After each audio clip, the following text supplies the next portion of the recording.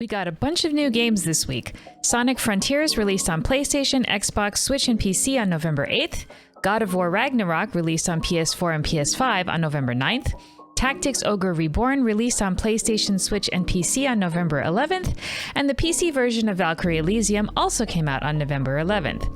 In game news, we got a release date trailer for Tales of Symphonia Remastered, a Nintendo Indie World Showcase presentation, and the latest live letter for Final Fantasy XIV Online, giving us a tease of what's to come in patch 6.3. Let's dig in, shall we?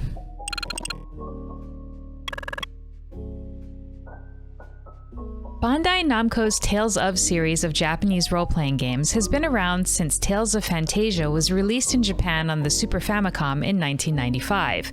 Tales of Symphonia originally released on the Nintendo GameCube in 2003 and is considered by many to be one of the best entries in the almost 20-title series. Back in September, it was announced that they were remastering it, and we now have a release date. The game features the ability to have your friends hop into split-screen co-op whenever it's time to battle. And Nico and I did play a little bit of it when it first released. However, we never got very far, since I think we probably got distracted by other games. While I don't think we'll be tackling the remaster together, I am looking forward to finally playing through this when it releases on PlayStation 4, Xbox One, and Nintendo Switch on February 17th, 2023. You can check out the full trailer linked below. While I certainly enjoy big flashy AAA video game titles, the endless variety and creativity that can be found in games by indie developers never ceases to amaze me. On November 9th, Nintendo aired its latest Indie World Showcase, and they featured all kinds of cool titles, from a narrative cooking game to a turn-based surreal ball game. 3 games stood out to me enough for me to add them to my wish list. The first is a game called Akka. It's a small, open-world game that tasks you with helping a retired warrior named Akka find inner peace on an island through various life sim game mechanics. It releases on Nintendo Switch on December 15th.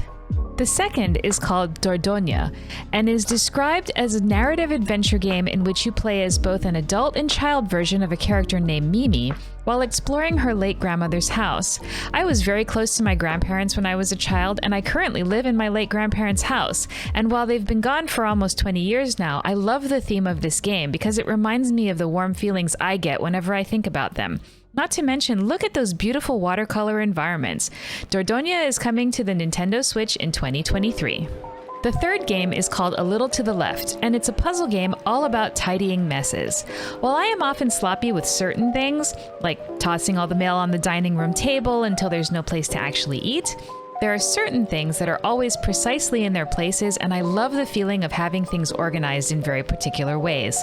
My budget and my Blu-ray collection are good examples. A Little to the Left has over 75 puzzles involving tidying up household items and is available now on Nintendo Switch and Steam.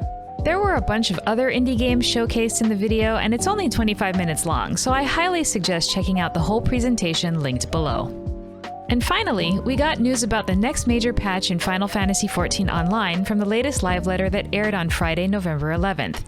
Patch 6.3 is titled Gods Revel, Lands Tremble, and is expected to drop in early January 2023. We can expect all the typical stuff we get for a major patch. New main story quests, new side story quests, a new dungeon, a new trial, a new Unreal trial, which is Containment Bay P1T6 or Sophia, and the next Alliance raid. Oh, and they're completely revamping the Paladin job.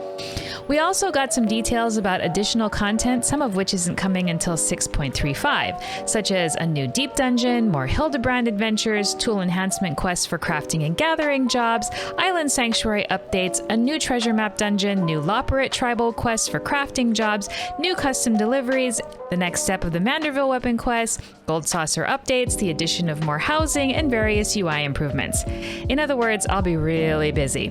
I've linked the entire live letter below, but it's 2 hours long and in Japanese, although the slides have English translations. So I recommend just Googling if you want a full rundown on everything they talked about. And that's it for game news this week. We made some progress on the Silky Boss in the Criterion Dungeon. We're now consistently getting past the 4 brooms. And our rating static started working on P5S this week, so that was an adventure, especially since none of us were prepared for it.